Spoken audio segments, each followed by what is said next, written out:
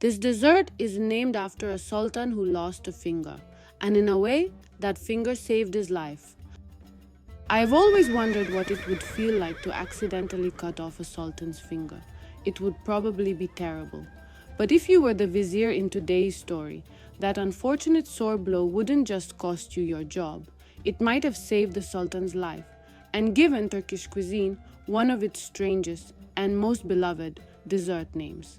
Here is Vezir Parmağı, the vizier's finger, and yes, it's named exactly as you'd expect. According to legend, there was once an Ottoman sultan who loved hunting very much. Whenever he went hunting, his vizier would accompany him. A loyal, thoughtful man, he had made it a habit to say, "There is a silver lining in everything," after almost any event, whether good or bad. One day, something went wrong during the hunt, perhaps a startled horse, or maybe the wrong angle of the knife. But somehow, the vizier accidentally cut off the sultan's finger. As the sultan lay covered in blood and seething with rage, the vizier calmly repeated the same words, "My sultan, there is good in everything." This, understandably, did not go over well. In his pain and fury, the sultan had his vizier thrown into the dungeon. While that story settles down a bit, let's start preparing the dough. You'll need semolina, yogurt, a little vegetable oil and butter, 1 egg, and a little baking powder. When combined, these will form a soft, workable dough that will shape by hand. Add the semolina, yogurt, vegetable oil, butter, egg, and powdered sugar to a bowl and mix. This is where the story takes a turn. Sometime later, the sultan goes hunting again. This time, of course, without his vizier. But this hunt goes badly. He is ambushed or captured. Accounts vary, and according to the stories, by a group that sacrifices only physically whole, flawless men in the rituals they perform. And the sultan was missing a finger. That's why they let him go.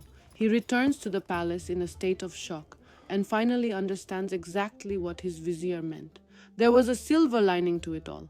If all 10 of his fingers had been intact that day, he might never have made it back at all. Take walnut-sized pieces of dough and shape them by hand into small finger-shaped sticks.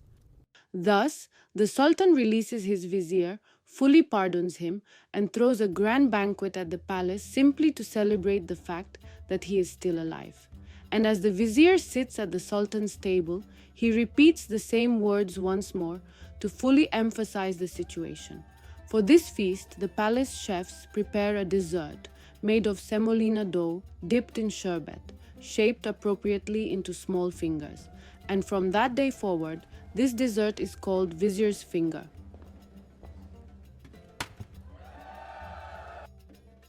Bake at 180 degrees Celsius / 350 degrees Fahrenheit for 20 to 25 minutes until golden brown.